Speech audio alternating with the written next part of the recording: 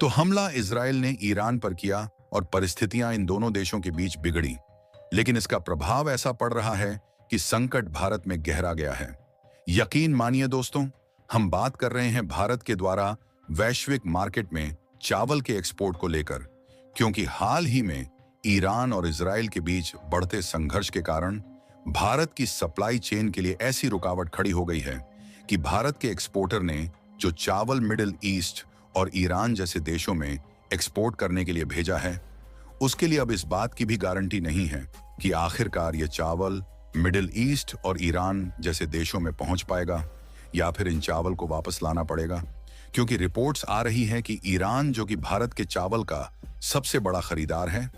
अब ये directly Israel के साथ युद्ध में लिपट चुका है, जिससे भारत के द्वारा जो चावल का एक्सपोर्ट किया जाता है वह पूरी तरह से प्रभावित होने वाला है। और ना सिर्फ चावल का एक्सपोर्ट प्रभावित होने वाला है, बल्कि इंडियन एक्सपोर्टर की मुसीबतें अभी से ही बढ़ना शुरू हो चुकी है। पूरी डेवलपमेंट क्या है इस वीडियो में समझते हैं,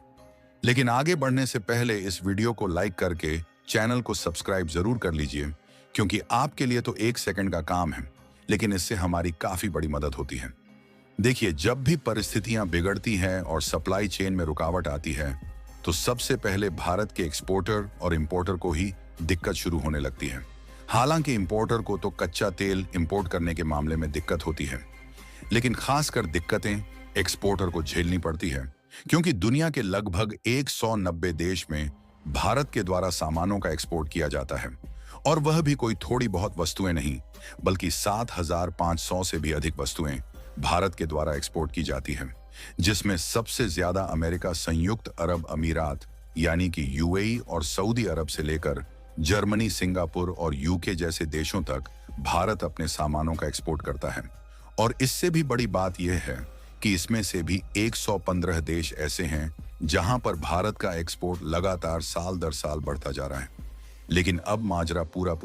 360 डिग्री पलटता हुआ दिखाई दे रहा है। ऐसा इसलिए हो रहा है क्योंकि जब 2024 के अंत में इजराइल और हमास के बीच जंग ने मिडिल ईस्ट को हिलाया, तो दुनिया ने सोचा शायद कुछ ही हफ्तों की बात होगी। लेकिन जैसे ही 2025 की शुरुआत में ईरान ने सीधे तौर पर इंटरफेयर किया और फिर इजराइल ने हाल ही में ईरान की मिलिट्री फैसिलिटी पर हमला किया, तो पूरे वेस्ट एशिया में वॉर जोन बन गया, जिससे अब यह कोई सीमित संघर्ष नहीं, बल्कि यह एक ऐसा छाया युद्ध बन चुका है जिसका असर सिर्फ मिसाइल और हथियारों तक नहीं, बल्कि ऑयल शिपिंग और खाने के दाने दाने पर पड़ने लगा है। और खाने के दाने में भी भारत के द्वारा जो चावल एक्सपोर्ट किया जाता है, इसमें समस्याएं आना शुरू हो चुकी हैं। क्योंकि देखा जाए तो भारत हर साल लगभग 40 से 60 लाख टन बासमती चावल का एक्सपोर्ट करता है, जिसका मूल्य करीब 48,000 करोड़ है। इस एक्सपोर्ट का लगभग 25% हिस्सा यानी 7 से 8 लाख टन ईरान को जाता है। इसके अलावा इराक को भी 20% बासमती चावल एक्सपोर्ट होता है। दोनों देश मिलकर भारत के बासमती राइस एक्सपोर्ट का लगभग 45% हिस्सा खरीदते हैं, जिसका मूल्य $1 अरब से ज्यादा है। इस तरह ईरान भारत के लिए एक बहुत बड़ा बाजार है, और इस क्षेत्र में किसी भी तरह का तनाव या युद्ध सीधे तौर पर भारत के चावल व्यापार को प्रभावित करता है। और वैसे भी भारत दुनिया का सबसे बड़ा चावल एक्सपोर्टर कंट्री है, क्योंकि ओवरऑल एक्सपोर्ट पर नजर डाली जाए तो यह देखने को मिलता है कि पिछले साल 19.76 यानी कि करीब 20 मिलियन टन चावल का एक्सपोर्ट भारत में किया है, जो कि शिपिंग और लॉजिस्टिक के माध्यम से दुनिया के कोने कोने तक पहुंच गए। तभी तो कोई थोड़ी बहुत नहीं, बल्कि इन्हीं एक्सपोर्ट के कारण भारत के राइस एक्सपोर्ट का आंकड़ा $12 बिलियन को पार किया, यानी कि इतना रेवेन्यू राइस को एक्सपोर्ट करके सीधा भारत को प्राप्त हुआ। लेकिन भारत की राइस एक्सपोर्ट की इंडस्ट्री इतनी बड़ी होने के बावजूद भी अब इंडियन एक्सपोर्टर और किसानों की धड़कन बढ़ गई है, और उन्हें इस बात का डर सता रहा है कि पहली बात तो ईरान में भारत के चावल की शिपमेंट उतनी ज्यादा नहीं पहुंच पाएगी जितनी पहले पहुंच रही थी,